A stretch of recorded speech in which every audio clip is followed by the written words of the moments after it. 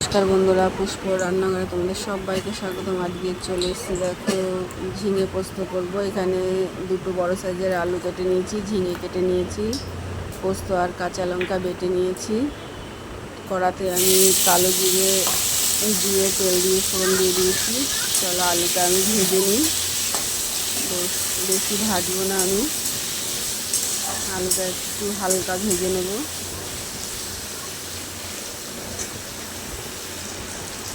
এবার আমি ঝিঙেটা দিয়ে দেবো, ঝিঙেটা দিয়ে আবার একটু নাড়াচাড়া করে নেব।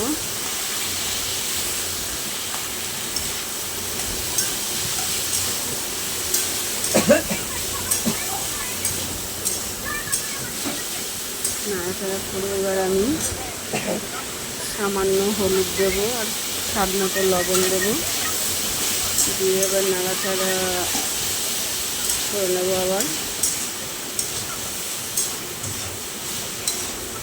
আমি একটু ঢেকে দেবো যাতে আলু আর ঝিঙেটা একটু সিদ্ধ হয়। ঢাকনা আবার খুলে দিয়েছি, প্রায় সিদ্ধ হয়ে এসছে। এখন আমি পোস্ত বাটাটা দিয়ে দেবো। পোস্ত বাটাটা দিয়ে একটু আবার নাড়িয়ে চাড়িয়ে দেবো। কার কার পোস্ত ভালো লাগে, ঝিঙে পোস্ত, অবশ্যই যদি বন্ধুরা কমেন্ট করে জানাবে। এবার আমি নামানোর আগে অল্প চিনি দিয়ে দিলাম। একটু মিষ্টি মিষ্টি হলে, ঝাল ঝাল মিষ্টি মিষ্টি ভালোই লাগে পোস্ত।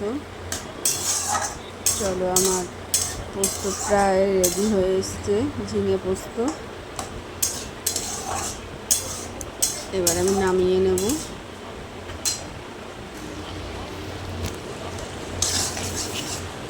তোমাদের কার কার পোস্ত ভালো লাগে অবশ্যই কিন্তু বন্ধুরা কমেন্টস করে জানাবে।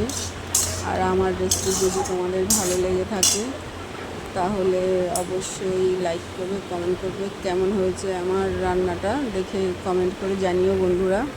আজকের মতো এখন টাটা।